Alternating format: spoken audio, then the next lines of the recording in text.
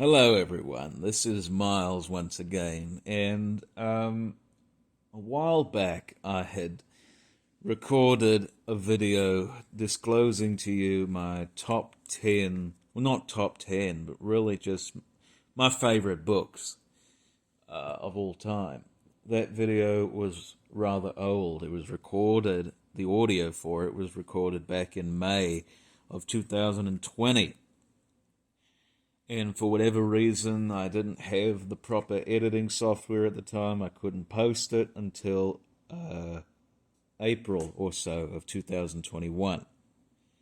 So obviously that list is old and outdated, and I figured it was high time that I compile a list of new titles, which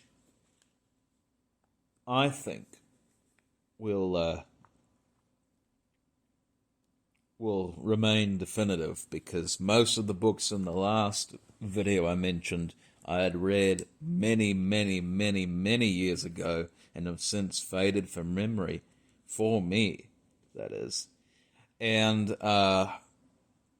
these books here that I have on this list, I do believe will remain categorized as among my own favorites, unless, of course, I read something else, and then I will consequently add that onto the list.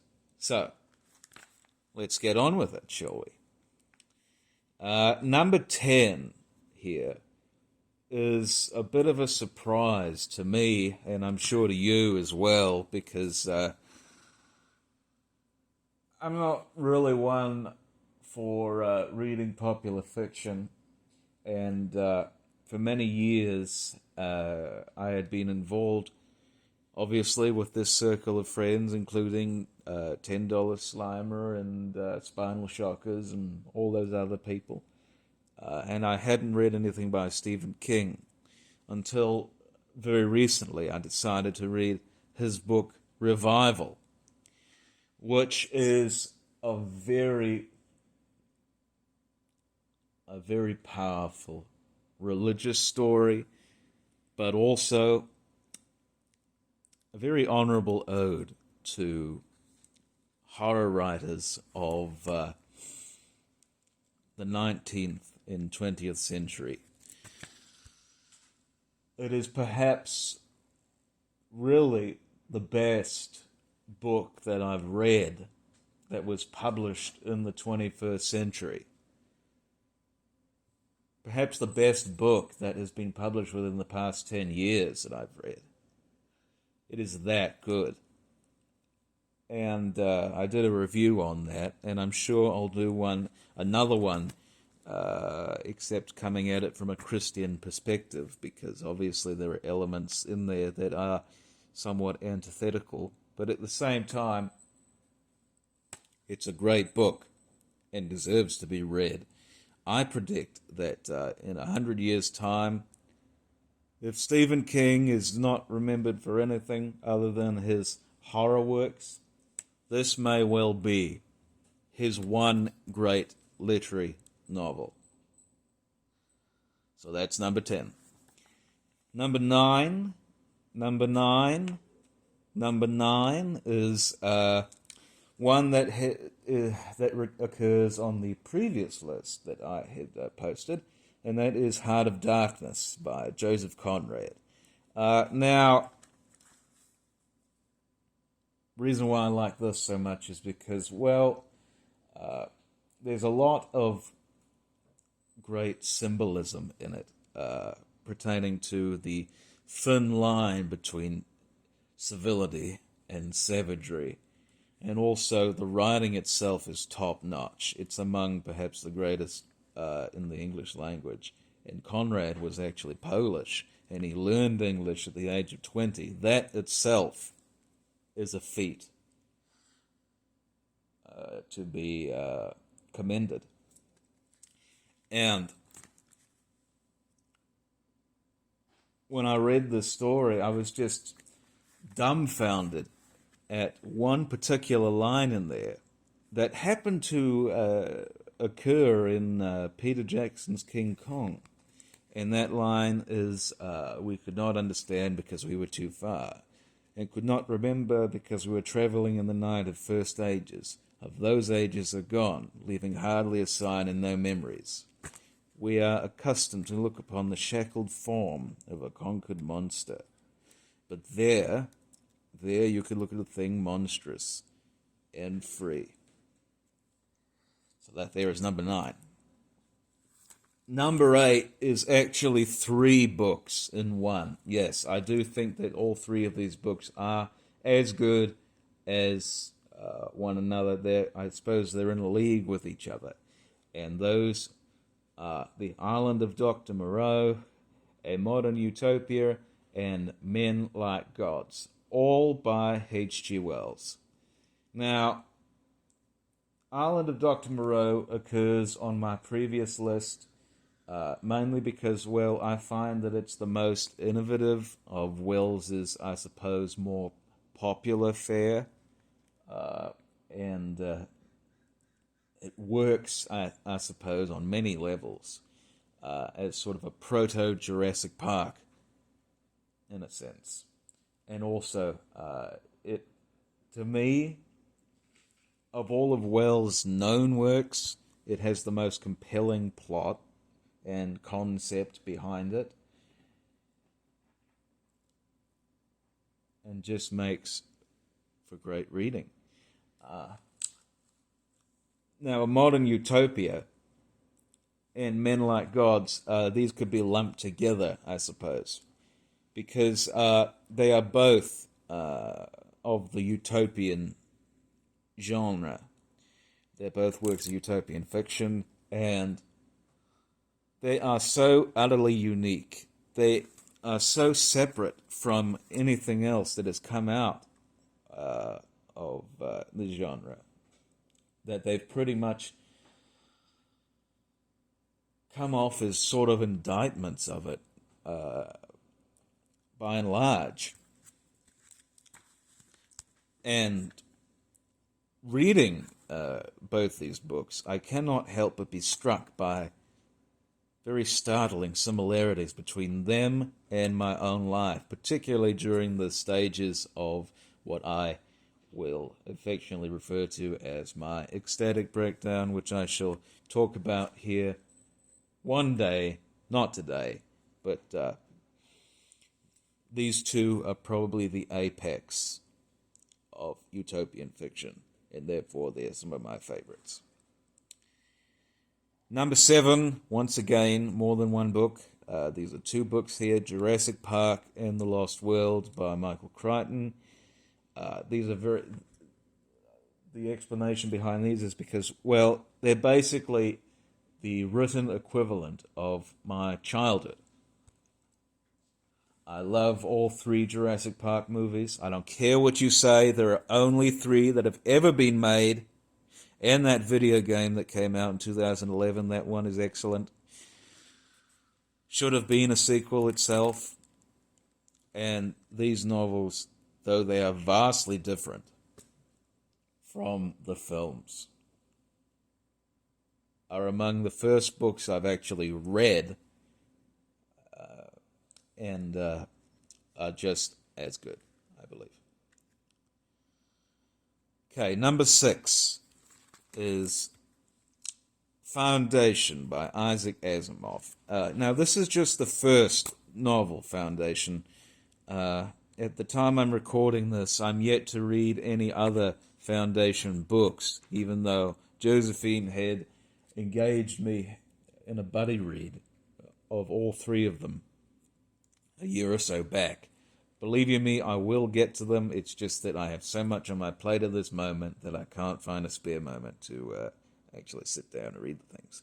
But this is probably the best science fiction novel I've read in recent memory. And the writing in it just flows so well. And the concepts are basically the antecedent of most modern sci-fi, including Star Wars and all that type of fare. But also, if you want something, I suppose, a very easy to read classic, something that will get you into books that have been published within the past 50 to 150 years, pick up Foundation by Isaac Asimov. Very thought-provoking work, and also a very good work as well. Okay, now these are the top 5 books here. These are the books that I would consistently read over and over again, were I given the chance. These are the books that, if I'm having a difficult time trying to decide what to read, I will go back to. And these are the books that will forever, I suppose, typify me as a person with a literary taste. So, here we are. Number 5 is Erewhon by Samuel Butler. This is the very first utopian novel I've read. And while it's not the best in terms of... it's not the best conceptually, it is, I suppose, really just a top-notch satire, perhaps maybe on par with, if not better than, Gulliver's Travels, and also Per Bull's Planet of the Apes. And the fact that it's set in an unknown country, but it's obviously based on New Zealand. You can see clear similarities between the countries in the narrative and also in real life. And also, it just goes to show you, New Jerusalem equals New Zealand, no matter what you think about it. So that's my number 5. Number 4 is a book I've discussed roundly on this channel many times, which I'm still yet to review, which I will here soon, along with its subsequent sequels, and that is Fifth Business, the introductory volume to the Deptford trilogy by Robertson Davies. Just a wonderful, wonderful narrative about the life of Dunstan Ramsay and also Paul Dempster, or as he's known later, Magnus Isengrim. It's actually almost identical to Revival by Stephen King in a way, which is why I enjoyed Revival so much. Basically, if you take out the sort of cosmic horror elements and also the more religious side of the work, you basically have Fifth Business. It's one of the great novels of the 20th century. And I've read it about maybe 2 or 3 times and will continue to read it in the years to come. If you haven't read it already, do make it a point to tuck it off your list. Number 3 was actually, for a record-breaking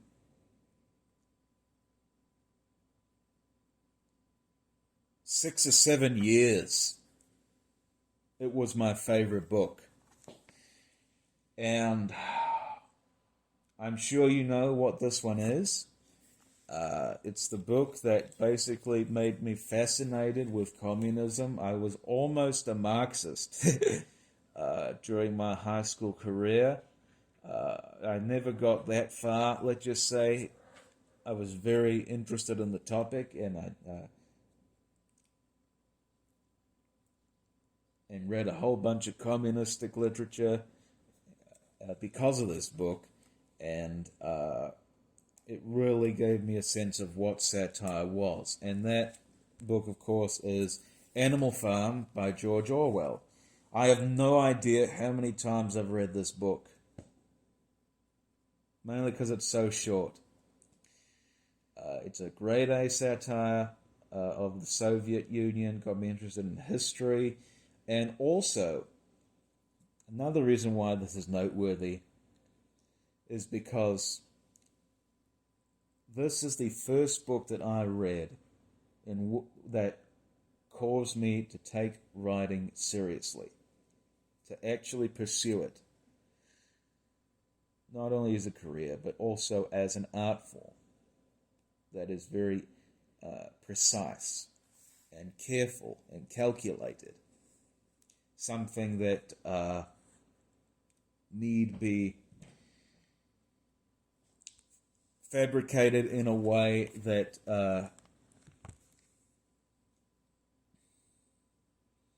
requires adept skill. And Orwell basically gave me that skill. So that is number 3. Number 2, yes, my second favorite book of all time is one that I read at a very crucial stage in my life. I was about a year out of being a Christian. I had been a Christian for about 1 year. I had been following the teachings and heresies of many false prophets, such as Brian Denlinger and John Edwards of Catholic for Rednecks, and all those other people. I had no idea at all what religion to be a part of until I stumbled across this very book right here. And that book, of course, as you know, is The Private Memoirs and Confessions of a Justified Sinner by James Hogg. This book basically taught me to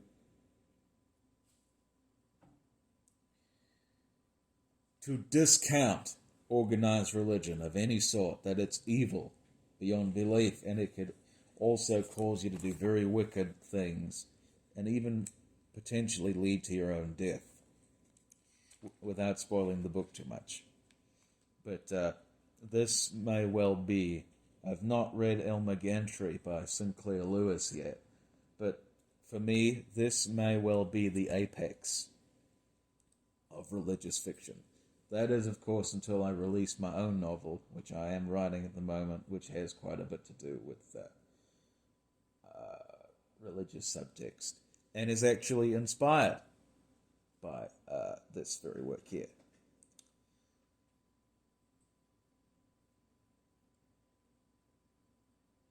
Okay, so, number 1. This is my all-time favorite book. This is the book that basically shaped me the most as a person. This is the one that got me into reading and to writing. And this is also the one that I think, were it to be read, I suppose, in the proper state of mind, may well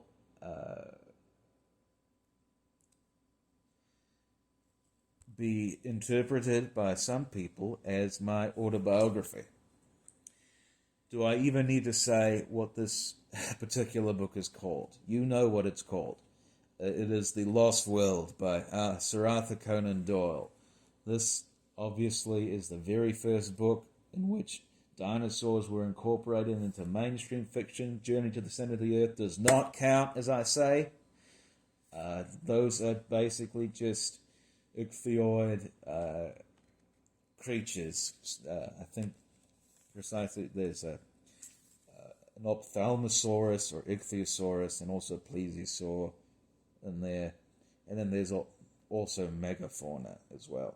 And also Journey to the Center of the Earth isn't as well written, well structured, well executed as The Lost World.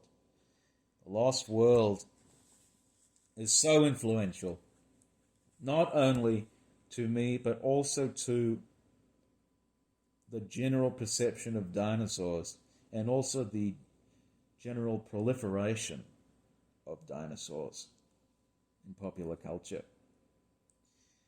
And it is, in my opinion, the greatest work of fiction ever written. Nothing has come along before or since that will outbeat it. It is in a class with itself. It is the best thing Conan Doyle ever wrote. He thinks so, and I think so. And I will continue to read it at least every couple of years. And of all the writers whom I've read over my 22 years of life, Conan Doyle with his book of the Lost World may well be the most influential. The one that, if you were to have a look at my own writing, the one that would be most on my sleeve, as it were. Because, in my opinion, Conan Doyle's greatest writer has ever lived. And this is the greatest book ever written, in my opinion. So that's it. Those are my top 10 favorite books of all time as of Thursday, the 13th of October of 2022. I have no idea when this will come out, but I have a feeling that this list won't change very much in the ensuing years. I could be wrong, but this list is fairly categorized as far as I'm concerned. I hope you've enjoyed this video. Perhaps maybe this will inspire you to make your own video detailing a list of your favorite books, the ones that have influenced you the most, and the ones that you consistently go back to. And I hope you have a good morning, midday, afternoon, evening, midnight, whenever you intend to see this.